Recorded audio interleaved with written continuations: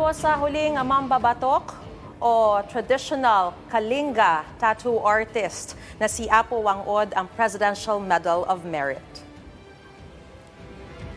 Ayon kay Pangulong Bongbong Marcos, national treasure si Apo Wang-od na kinikilala hindi lang sa Pilipinas kundi pati sa iba't ibang bahagi ng daigdig. Binigyan diin ng Pangulo ang malaking kontribusyon ni Apo Wang-od sa ating sining at kultura. Gayon din sa pagtitiyak na mananatiling buhay ang tradisyon ng kanyang komunidad. Bukod kay Apo Wang-od, kinilala rin sa Malacanang ang mga natatanging empleyado ng gobyerno.